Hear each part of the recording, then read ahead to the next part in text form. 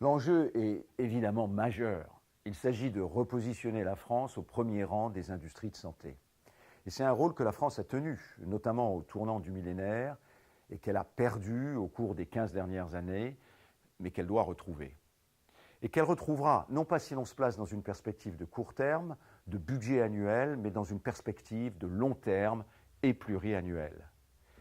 Puisque les pathologies sont souvent multifactorielles, les parcours de soins doivent, par définition, être multidisciplinaires.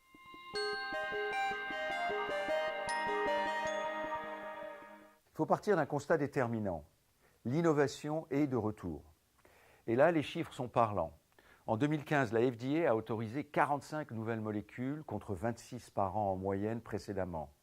La même chose en Europe, avec 130 dossiers acceptés entre 2012 et 2014.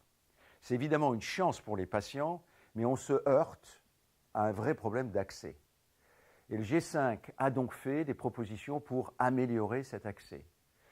Il y a un besoin de réformes, et notamment de réformes pour reconnaître la valeur de ces innovations.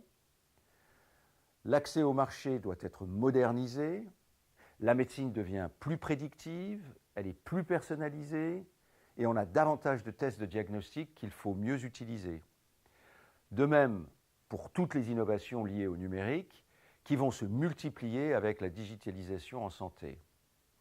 Il faudrait aussi que la valeur ajoutée soit évaluée maintenant au niveau européen, ce qui d'ailleurs est très cohérent avec une agence réglementaire européenne.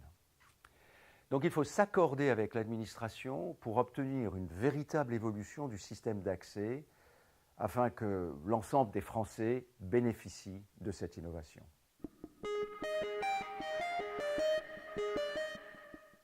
Il faut aller vers une réflexion holistique par aire thérapeutique en partant du patient et de sa pathologie. Souvent, la prise en charge d'une maladie chronique en France comprend des soins en ville, une prise en charge à l'hôpital et la dispensation de médicaments. Tous ces traitements ne doivent pas être segmentés, mais rassemblés dans une logique de prise en charge globale d'une pathologie donnée. Et donc le processus doit tenir compte de la chronicité, et donc de la durée, de l'ensemble des services de santé et des thérapies dont le patient va avoir besoin.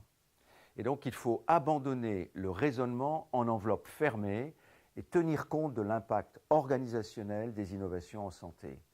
Et c'est cette nouvelle logique qui permettra de construire des parcours de soins dédiés pour, au final, une bien meilleure prise en charge du patient.